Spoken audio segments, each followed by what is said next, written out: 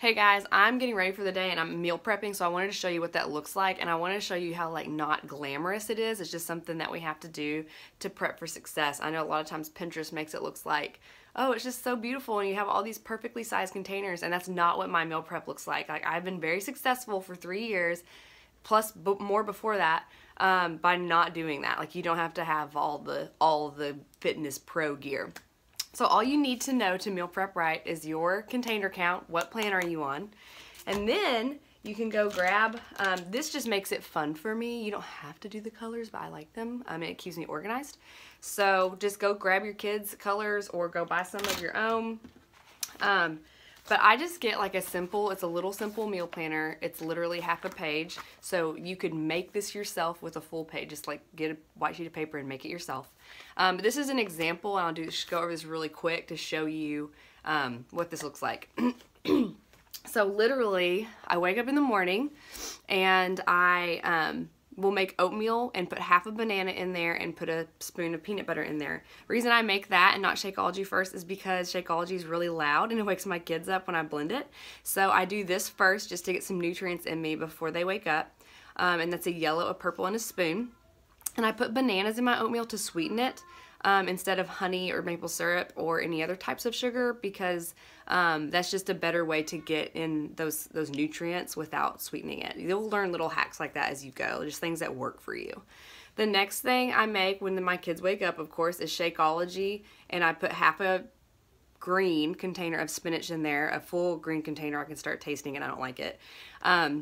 So I do that, and then sometimes I'll add maybe peanut butter to that if I didn't add it to my oatmeal. It just kind of depends, just to get that spoon in. For lunch, I do that Banza pasta. I'll share more about that in our groups later, but if you follow me on Instagram, you know how much I love that stuff.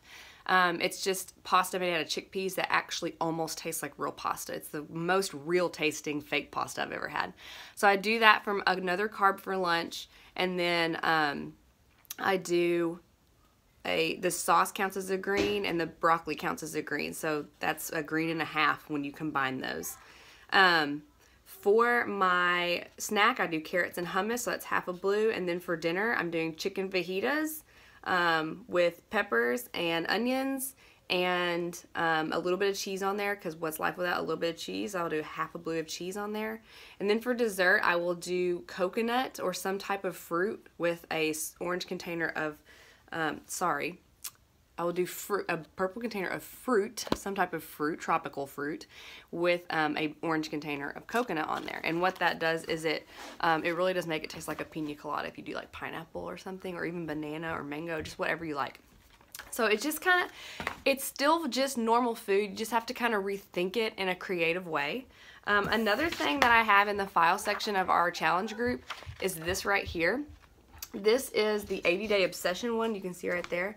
This is what I use during the 80-day obsession. And when you print it out on a color printer, these will actually be colored. I had to go in and color them for you. But this just breaks it up into little segments so that you can like make sure you're getting vegetables in a little bit at a time, and you're not having to like eat a vegetable plate for dinner because you forgot to get them in the rest of your day.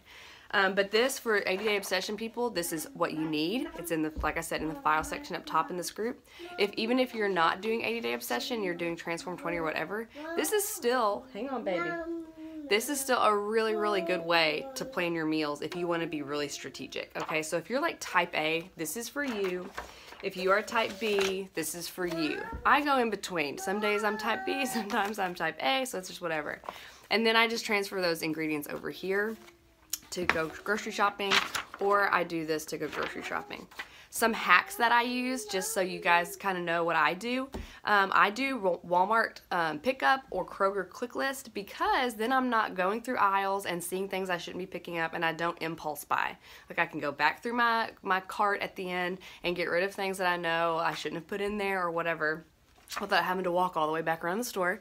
And then I can also like keep in mind like prices, because we are eating real food. The price in our cart's going to go up a little bit, but you can compare and you can find things on sale. Another thing that I do is I have this Fix8 cookbook, but you guys can actually, like, you don't have to buy this. It is still on Beachbody, like teambeachbody.com to buy. but you can get it. We have Fixate in Beachbody On Demand that you can go to and see. My son's being so sweet, but he's still being loud. So there's that, and then there's tons of recipes in here, and they give you the container count, and they will in that cookbook, and they will on Fixate on Beachbody On Demand as well. And just so you guys know, just like the last minute here, I don't meal prep like all these fit pros do. Like I said earlier, Hank baby, I need to be quiet, okay? Just a minute, just a minute. Come here, come here. And so I don't meal prep like they do. What I do instead is I will like kind of pre-prep my breakfasts. Like I will kind of have things set out in the morning so that I can do that. In the morning easier.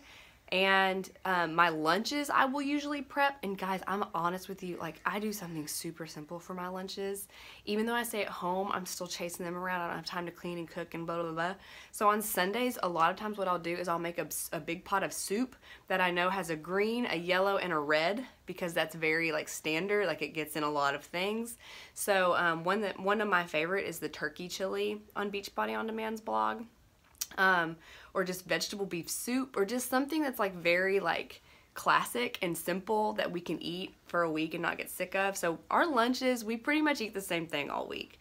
Or what I'll do is I'll make enough soup for like 3 days, and then on like Wednesday I'll make another thing that we'll eat off of for the next 3 days.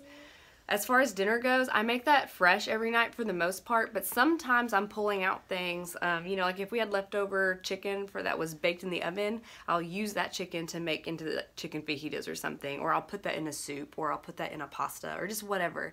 I just make it work. There's nothing magical about it. You just have to like lean in and go for it, and then suddenly like it will just start coming. Of course, it's never easy to just like always want to eat vegetables, or to always want to like cut out carbs you shouldn't be having, processed carbs, but like this is sustainable. It's something you can do for the rest of your life, and teach these guys right here. Like he's a living testament. He is a carbaholic, and he's eating vegetables now because he sees them consistently on our plates. So that's all I've got. I hope that helps you. If you have any questions, ask me in the comments below, or you can just send me a text or call me or whatever. Bye guys.